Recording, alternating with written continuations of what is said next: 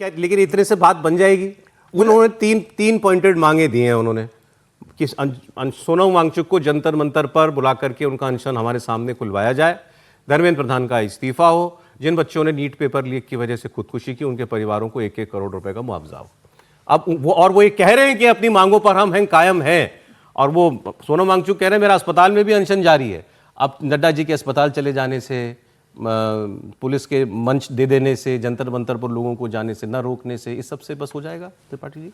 नहीं, ये मतलब ऐसे नहीं होगा। जिक्र कर दूं थोड़ा सा, आत्महत्या पर मुआवजा मुझे तो लगता है ठीक है, कंपेंसेशन सरकार देना चाहे तो दे। कल यदि अन्य जगह भी शिक्षा में ऐसा होगा तो ये एक पैटर्न ही बन जाएगा। क्या हम ये सब बातें सरकार को सोचनी है? मैं तो ये कह रहा हूं कि मैंने देख क्या करेगी मुझे नहीं मालूम, मैं कह रहा हूं बिना कुछ किए ये सब कुछ अपने आप खत्म हो जाएगा क्या? ये सवाल पे सर बताइए। नहीं, सब कुछ अपने आप नहीं खत्म होगा। और देखिए मतलब मेरा ये विश्वास अब पूरी तरह से पक्का है, सरकार ने जो गड़बड़ियां की इसको एड्रेस करने में, इसका रिस्पॉन्स देने में, वो अपनी जगह है। लेकिन अब ये जहां पर खड़े हैं ये आंदोलन रुकेगा नहीं। और एक तो आम आदमी पार्टी इसके पीछे मतलब 100% है, उसमें जरा सा भी धोखा नहीं है। दूसरे लोग चाहते हैं कि एनार्की हो, कल को अगर हो पाया तो हमको सरकार ये हटेगी तो एक अवसर मिलेगा, क्योंकि और उनको और कोई रास्ता नहीं दिख रहा है। क्योंकि जिस तरह से इस आंदोलन में मतलब उनकी वॉइसेज आप सुनिए तो समझ में आएगा। जैसे किसी भी आंदोलन का, जैसे लोग कहते हैं राम मंदिर आंदोलन बड़ा उग्र आंदोलन था, एक समय में बहुत हुआ था, लेकिन ऐसा थोड़ी था कि किसी के खिलाफ किसी को मारने काटने या किसी संसद को उखाड़ने या कुछ बना देने ऐसे करने।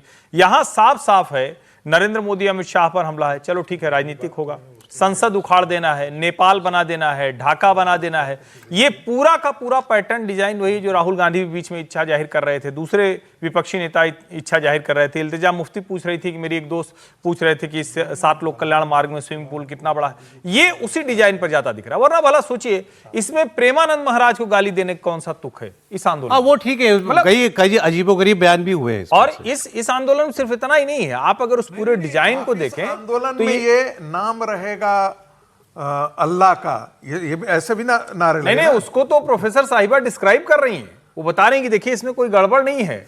यही वो लोग हैं जो जय श्री राम के नारे को वॉर क्राई कहते थे और अभी कह रहे हैं कि ना इसमें कोई दिक्कत नहीं, नाम रहेगा अल्लाह का, उसको डिस्क्राइब कर रही हैं। सवाल यही है कि क्या ये आंदोलन इस देश में एनार्की के जरिए सत्ता परिवर्तन का है या इस आंदोलन के जरिए सचमुच छात्रों सरकार को कोई मांग माननी चाहिए इनकी?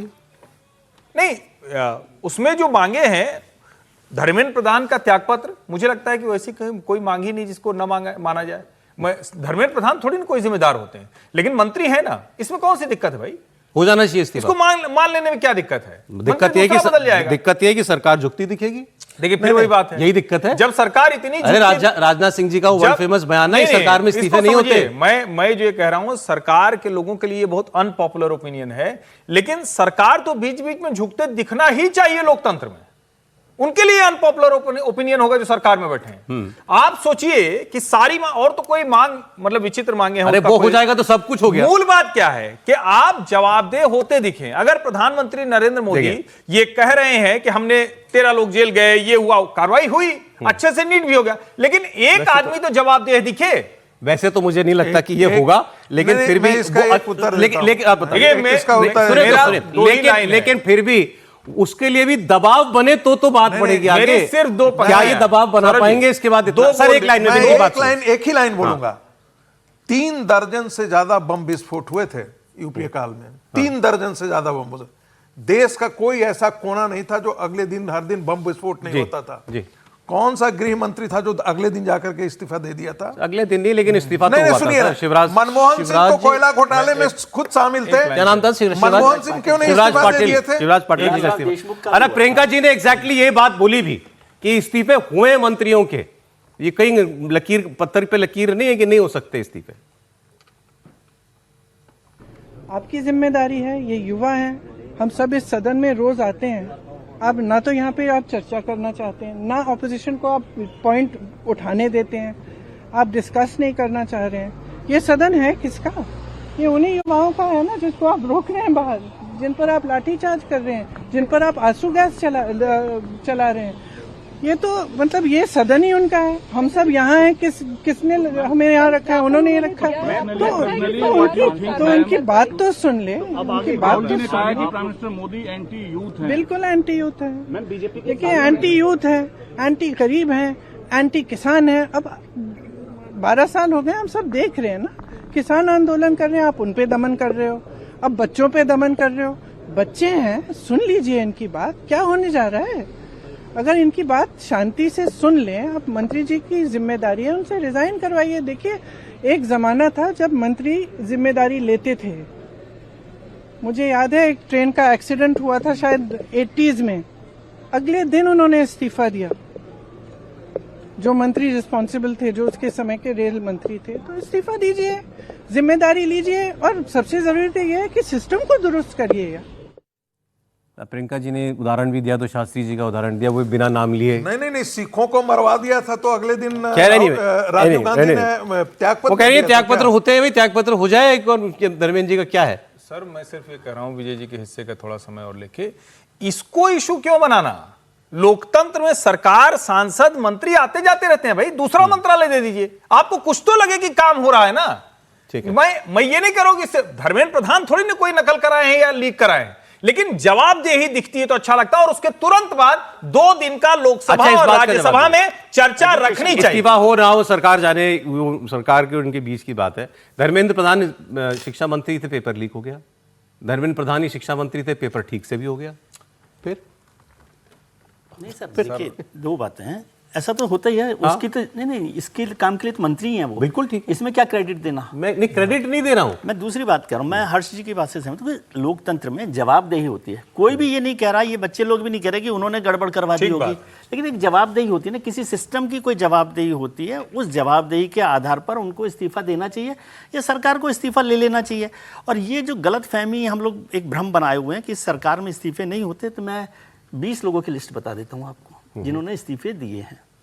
ठीक है, अब वो इस्तीफे आपको दिखने में ऐसा लगता है कि इस्तीफे दिए नहीं गए। राजनाथ जी ने कहा कि इस्तीफे दिए नहीं जाते, लेकिन लिए तो जाते हैं। 2016 से मैं लिस्ट देख रहा था, 20 मंत्रियों के इस्तीफे इस सरकार में हुए या विभाग बदले गए। आप कहें तो मैं पूरे नाम की लिस्ट गिना दूं। नजमा हेपतुल्ला का जब उम्र को लेकर हुआ, फिर MJ अकबर जो सबसे पहले नैतिक जिम्मेदारी लेकर मीटू को लेकर उनका इस्तीफा हुआ, MOS को लेकर। वो तो अनैतिक नैतिक वाला था। हाँ, मैं तो इस्तीफे की बात बता रहा हूँ, मैं उस पर जा नहीं रहा कि क्या है क्या नहीं है। नहीं, बात तो वही है ना, सरकार ले ले तो कोई बात नहीं है। हाँ, तो आप मांगेंगे और हम दे दें। हाँ, तो ये क्या बात है? उसमें दिक्कत है। तो वही फर्क है ना। डॉक्टर हर्षवर्धन का हुआ कोविड के बाद, जब उस समय मांग हो रही थी तब नहीं हुआ, लेकिन आपने ले लिया। रविशंकर प्रसाद जी का हुआ जब जुडिशरी वर्सेस गवर्नमेंट का हिस्सा हुआ। प्रकाश जावड़ेकर का बहुत पॉसिबल है बाद में उनको संगठन में भेज भी दिया जाए या उनका विभाग बदल दिया जाए। किसान आंदोलन हुआ तो नरेंद्र सिंह तोमर का इस्तीफा हुआ। समझे, कोई ऐसा नहीं है। और ये जो शिक्षा मंत्रालय है ना, इसमें तीसरे मंत्री हैं इस सरकार में। सुन लीजिए, स्मृति ईरानी रही, रमेश निशंक रहे, और अब धर्मेंद्र प्रकाश जावड़ेकर रहे, फिर निशंक रहे, चौथे बाद चौथे। ठीक है, और INB में कितने मिनिस्टर बदल गए हैं? वेंकैया नायडू। आप मेरी बात से सहमत भी होंगे, हमको समझ में आए तो हम कर लेंगे। सरकार का ये है, यही तो कह रहा हूं। आप मांगेंगे तो जरूरी नहीं कि हम मान लें। सौरभ जी, मैं यही कह रहा हूं। एक चीज जिक्र सर, एक लाइन जोड़ दूं मैं। एक चीज जिक्र कर देना चाहता हूं। मंत्रिमंडल में जब फेरबदल हुआ है तब इनके हुए हैं मंत्रालय का बदलाव, तो इसलिए ये मत आप बोलिए, इसकी तुलना उससे मत कीजिए कि उनको कहा गया कि आप इस्तीफा दे दीजिए और मंत्रालय ये हुआ तो इसे तुरंत मंत्रालय बदल दिया। नहीं, रिशफल के बियॉन्ड भी हुए हैं सर, रिशफल के अलावा भी हुए हैं। मैं दूसरी बात कह रहा हूं। मैं फिर तो भाई गडकरी जी बहुत अच्छा काम कर रहे हैं, इसीलिए तो लगातार एक ही विभाग के मंत्री हैं। तो दूसरे जो हटाए गए वो क्या खराब काम कर रहे थे क्या?